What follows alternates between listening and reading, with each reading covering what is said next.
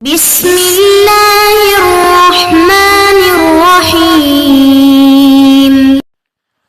اعوذ باللہ من الشیطان الرجیم اذ قال یوسف لأبیہ یا ابت انی رأیت 11 کوکبا والشمس والقمر رأیتهم لی ساجدین۔ عزیز طلبہ کرام، سبق نمبر 62 سورہ یوسف آیت نمبر 4 تا 6۔ یہ گویا کہ حضرت یوسف علیہ السلام کے واقعے کی تمہید ہے، اور اس تمہید کا ذکر ہے، اور اس کے بعد پھر تفصیلی واقعہ لقد کان فی یوسف سے شروع ہوگا۔ اذ قال یوسف، جب یوسف علیہ السلام نے اپنے باپ سے کہا، یا ابت، یہ ابا جان، یقیناً میں نے دیکھا ہے 11 ستارے اور سورج چاند کو، کہ اس حال میں ان کو دیکھ رہا ہوں کہ وہ میرے سامنے جھکنے والے ہیں۔ حضرت یعقوب علیہ السلام نے کہا، یا بنیا، اے بیٹے، لا تقصص رؤیاک، اپنے خواب کو نہ بیان کرنا، اعلی اخوتک، اپنے بھائیوں کے سامنے، فیکیدوا لک کیدا، ورنہ وہ تیرے خلاف تدبیر کریں گے، تدبیر کرنا۔ یقیناً شیطان انسان کا کھلا دشمن ہے۔ اذ قال یوسف، یہ واقعے کی ابتدا اور تمہید ہے۔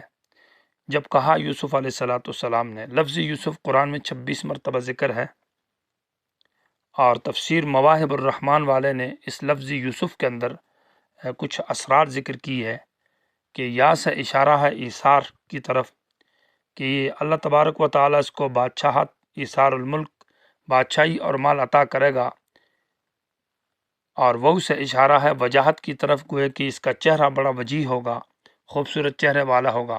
سین سے اشارہ سر الغیب، اس کے اندر اللہ تعالیٰ نے بعض راز رکھے ہوئے، غیب کی باتیں رکھی ہوئی ہے۔ اور فا اشارہ فوز کی طرف، مانا کامیابی، آخر کار حضرت یوسف کو اللہ تبارک و تعالیٰ کامیابی سے نوازیں گے۔ تو اس لیے اذ قال یوسف، حدیث میں ہے کہ الکریم ابن الکریم ابن الکریم ابن الکریم، اور یوسف ابن یعقوب ابن اسحاق ابن ابراہیم، کہ خود یوسف بھی کریم ہے، اور اس کا باپ حضرت یعقوب علیہ السلام بھی کریم ہے، اور اس کا باپ حضرت اسحاق علیہ السلام وہ بھی کریم ہے، اور ان کے والد حضرت ابراہیم علیہ السلام بھی کریم ہے۔ یہ سلسلہ ہی کریموں کا ہے۔ حضرت یعقوب علیہ السلام کی 2 بیویاں تھیں، ایک راحیل نام تھا، دوسرا کا لیا نام تھا۔ راحیل کے بطن سے حضرت یوسف اور بنیامین پیدا ہوئے۔ یوسف بڑے بھائی تھے اور بنیامین چھوٹے تھے، اور اصل میں نبوت حضرت یوسف ہی کو ملی ہے۔ اور لیا کے بطن سے 6 بیٹے تھے، اور ان ہر ایک بیوی کے ساتھ ایک ایک باندی تھی، جو ان کے سسر نے ان کے ساتھ دی تھی۔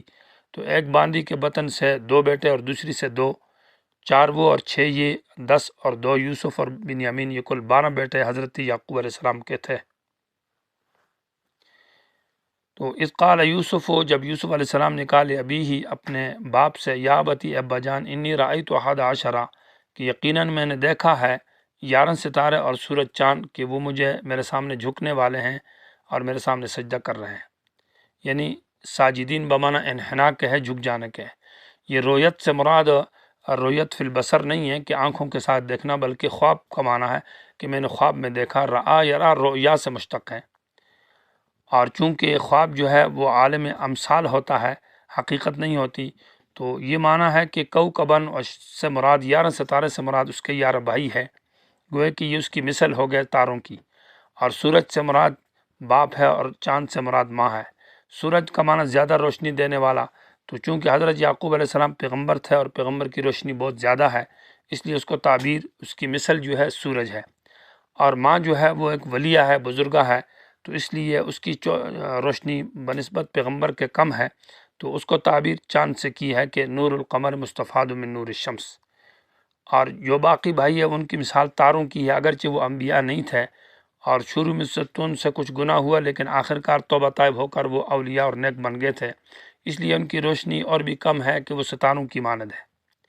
تو خواب جو ہے یہ اصل میں عالم امثال ہوتا ہے، حقیقت نہیں ہوتی۔ ابن سیرین رحمہ اللہ، جو خوابوں کے بہت بڑے معبر اور تعبیر کے ماہر تھے، تو ان کے پاس ایک شخص آیا، اس نے آ کر اپنی خواب بیان کی کہ میں دیکھ رہا ہوں کہ تیل جو ہے نا، سرسوں کا تیل، اسی سرسوں کے دانے یعنی ان کے اندر دوبارہ ڈال رہا ہوں۔ تو ابن سیرین نے اس شخص کے چہرے کی طرف دیکھا بڑے تعجب سے، اور دیکھنے کے بعد کہا کہ آپ شادی شدہ ہیں یا نہیں؟ تو کہا کہ میری شادی تو ہے۔ تو حضرت نے کہا کہ آپ کی جو بیوی ہے وہ آپ کی ماں ہے۔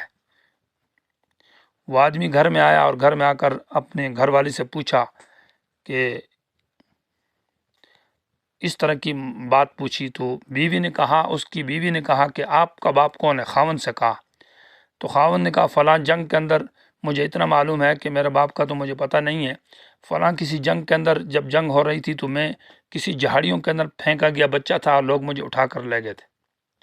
تو اس کی بیوی نے کہا کہ اسی جنگ کے اندر مجھ سے بچہ پیدا ہوا تھا، اور جنگ کا جب خطرہ آیا تو میں نے ان جھاڑیوں کے اندر اس بچے کو پھینک دیا۔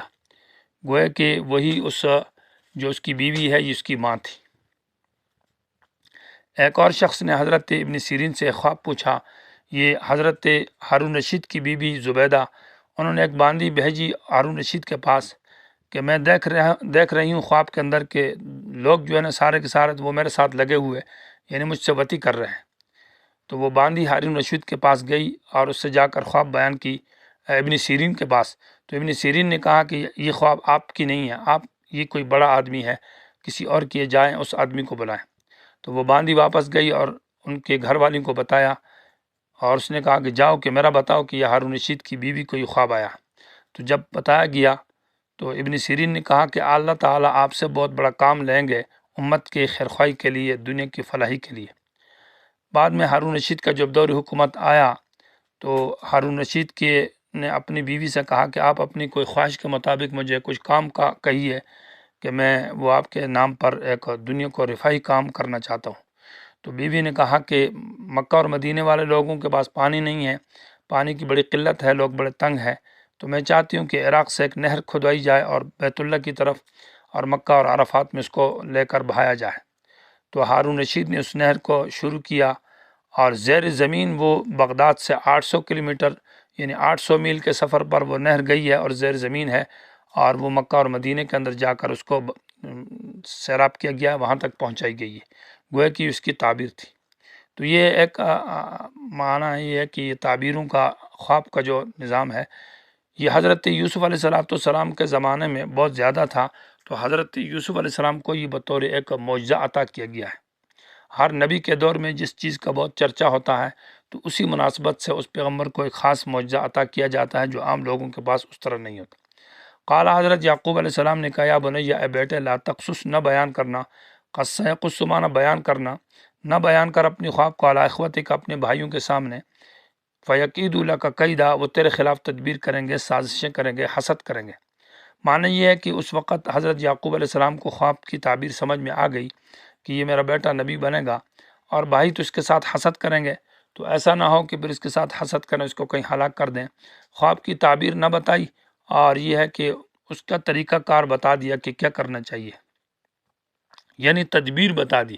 بعض دفعہ خواب کی تعبیر نہیں بتانی پڑتی بلکہ اس کی تدبیر بتانی پڑتی ہے کہ ایسا آپ کریں، اور کہا اس لیے آپ کے خلاف تدبیر کریں گے اگرچہ وہ آپ کے بھائی ہے، لیکن شیطان انسان کا دشمن ہے، شیطان وسوسے ڈالے گا، ان الشیطان للانسان عدو مبین، اور آپ کے بھائیوں کو آپ کے دل کے آپ کے خلاف وسوسے ڈال کر کہیں آپ کو تباہ نہ کر دے، آپ کے خلاف کوئی مکر و سازش نہ کرے۔ وَكَذَلِكَ يَجْتَبِيكَ رَبُّكَ، کذالک میں کاف تشبیہ کے لیے ہے، معنی اس طریقے پر جس طرح یہ خواب کا طریقہ کار ہے کہ خواب سے معلوم ہوتا ہے کہ اللہ تعالیٰ آپ کو نبی بنائے گا اور آپ کو نبوت سے نوازے گا، اسی طرح یجتبی کا چنے گا آپ کو، رب کا آپ کا رب، یعنی جو خواب کے اندر جو بات ہے اس میں اسی طرف اشارہ ہے۔